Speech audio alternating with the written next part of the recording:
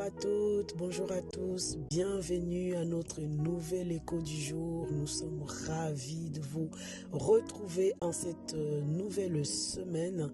Nous vous croyons en forme par la grâce de Dieu.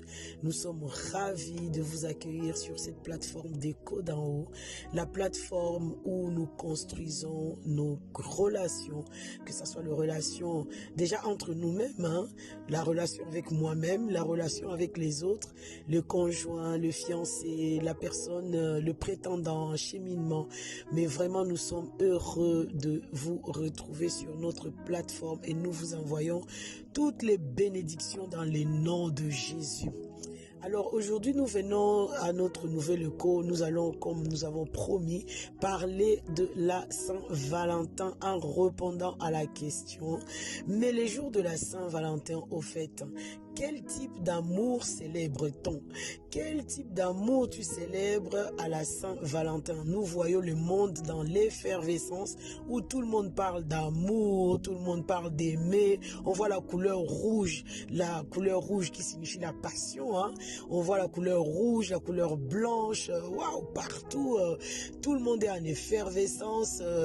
Et aujourd'hui, on a reçu énormément de questions où nous étant enfants de Dieu, du coup, les enfants de Dieu sont perplexes. Qu'est-ce qu'on fait? Est-ce que nous, on a aussi le droit de fêter la Saint-Valentin? Pourquoi? Parce que effectivement, les gens ont raison.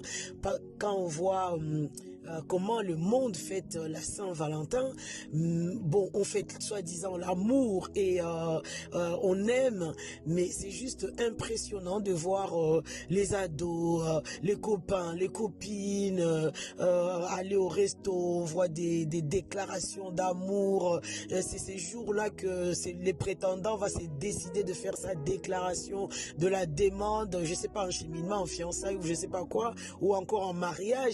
On voit des choses dans le lycée, le collège, partout. Bon, on parle d'amour, bon, c'est le moment.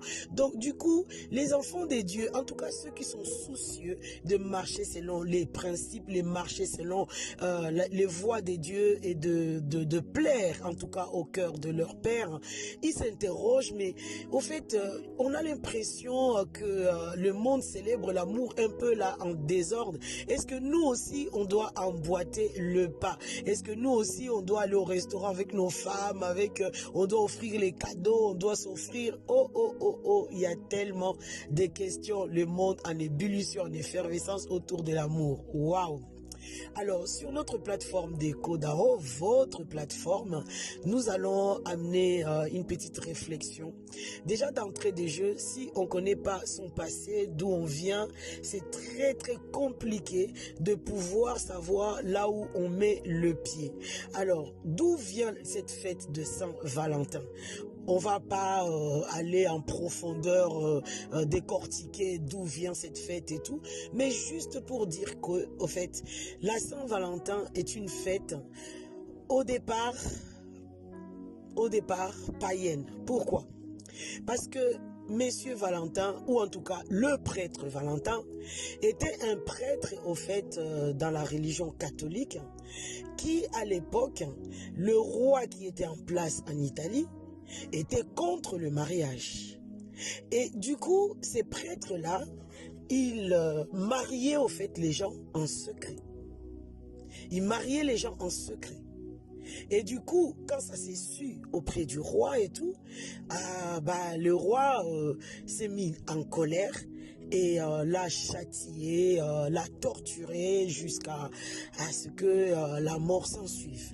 Donc ces messieurs, enfin ces prêtres en tout cas, bon, un prêtre et messieurs aussi, le prêtre est mort comme ça, sous le coup de la torture du roi, parce que il célébrait les mariages en secret, alors que le roi l'interdisait et il était contre le mariage.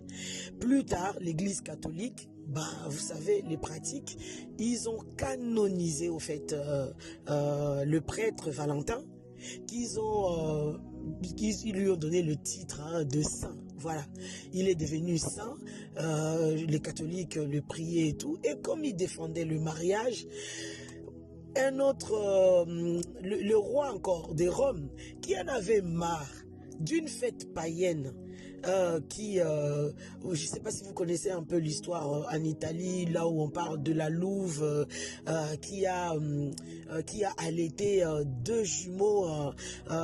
Et puis, c'était autour de cette pratique religieuse païenne. Les gens adoraient la louve, ils allaient à côté de la mer, ils faisaient des incantations, tout ça.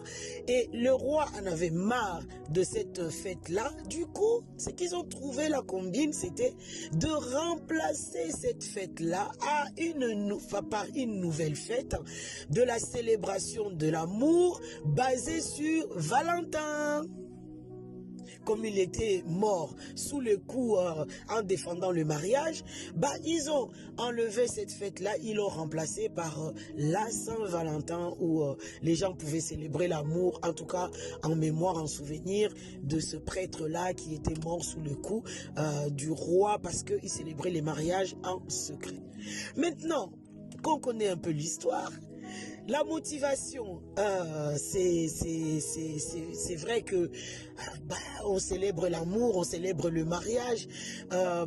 C'est une fête à la base païenne et puis qui s'est transformée, qu'on a camouflé pour remplacer parce que c'était tellement ancré dans les mœurs des gens qu'on ne pouvait pas dire allez, désormais on le fait plus. Donc on remplace, on colle une nouvelle fête, la Saint-Valentin. Et puis voilà, nous y sommes aujourd'hui jusqu'au 21e siècle. Nous sommes en train de célébrer Saint-Valentin par-ci, Saint-Valentin par-là. Maintenant, pour nous, enfants de Dieu, au fait, j'ai envie de dire que pour nous, enfants de Dieu, c'est quand même dommage, au fait, parce que nous devrions être en avant-garde pour montrer au monde qu'est-ce que c'est l'amour. Le monde ne connaît que quand il fête Saint-Valentin autour du mariage. Oui, d'accord, le mariage vient de Dieu, mais quand on voit aujourd'hui comment c'est fêté cette fête-là, on s'est dit, ils sont vraiment pas très au clair avec le mariage. Parce que dans le mariage, il s'est fait qu'il n'y a pas qu'un type d'amour. Parce que quand on voit le monde célébrer Saint-Valentin, c'est trop charnel. C'est focalisé par le type d'amour qu'on appelle l'amour éros. L'amour éros, c'est ce type d'amour où c'est l'amour... contact physique, c'est ce que on dit, dans le langage courant, faire l'amour, les rapports sexuels, tout ça. Donc on voit que dans le monde, quand on fête la Saint-Valentin, c'est focalisé par ces types d'amour, dont des pratiques vraiment n'importe quoi. Même les gens qui sont même pas dans le mariage, alors que soi-disant on devait défendre le mariage, même ceux qui sont pas encore mariés, on voit un peu tout et n'importe quoi. Maintenant, nous chrétiens, on est en droit de se poser la question. C'est pas que nous ne devons pas célébrer l'amour ou célébrer le mariage. Nous devrions même être en avant-garde pour montrer aux gens comment on célèbre l'amour. Parce que dans le mariage, il y a 3 types d'amour qui rentrent en jeu. Il y a bien évidemment ces types d'amour éros qu'on entame à partir du moment où on a la validation des parents, la validation de l'état où nous vivons, en tout cas du territoire où nous vivons, et puis la validation des responsables spirituels. Là, l'amour éros, on peut s'en permettre vraiment comme on veut. Mais l'amour éros, à côté de l'amour éros ne peut pas tenir s'il n'y a pas l'amour philéo. C'est-à-dire qu'il y a un lien émotionnel, sentimental, d'amitié qui me lie à la personne avec qui j'offre mon corps. Et bien évidemment, ces 2 types d'amour, aussi bien éros que philéo, ne peuvent même pas subsister s'il n'y a pas la dimension du type d'amour et d'amour sur quoi la vie est bâtie, sur quoi est soutenue toute vie, toute chose à l'image de Dieu qu'on appelle l'amour agapé. L'amour agapé, c'est le cœur de Dieu, c'est l'image de Dieu. Et sans cette dimension d'amour agapé, il n'y a pas les autres types d'amour, ni éros, ni philéo. Parce qu'on est incapable d'aimer au fait. Donc, là où le monde célèbre Eros, nous, enfants de Dieu, j'ai envie de tirer la sonnette d'Allah pour dire enfants de Dieu. L'amour pour le mariage ou l'amour dans tous les sens possibles, nous ne devons pas attendre un 14 juillet pour le célébrer. Parce que notre Père est amour et nous devons vivre chaque jour dans cette dimension d'amour. Et pour cela, nous devons être les modèles, les exemples, la lumière, la maison plantée sur la colline où tout le monde a le regard pour suivre l'exemple. L'amour agapé est l'amour sur quoi toute chose se repose, tout mariage, toute relation se repose. Parce que philéo, Eros, est reposé sur l'amour, sur l'amour agapé. Ne pensez surtout pas que, avec les types d'amour, Eros ou philéo, vous pouvez bâtir un foyer. C'est faux. Ça va s'écrouler. Sans la dimension de l'amour de Dieu, l'amour agapé. C'est quoi cette dimension de l'amour de Dieu? C'est ce type d'amour qui pardonne tout, qui excuse tout, qui ne se réjouit pas d'injustice, qui fait du bien. Cet amour qui pardonne, qui excuse tout, qui croit tout, qui supporte tout. C'est ça le type d'amour sur quoi toute relation est bâtie. Et de surcroît, la relation du mariage. Donc, n'attendons pas 14 juillet pour montrer au monde l'amour, mais célébrons que, j'ai envie de dire, Saint-Valentin pour nous, c'est tous les jours. C'est tous les jours que nous manifestons agapé, que nous manifestons l'amour. Parce qu'en manifestant agapé, automatiquement, philéo et Eros peuvent aussi être manifestés.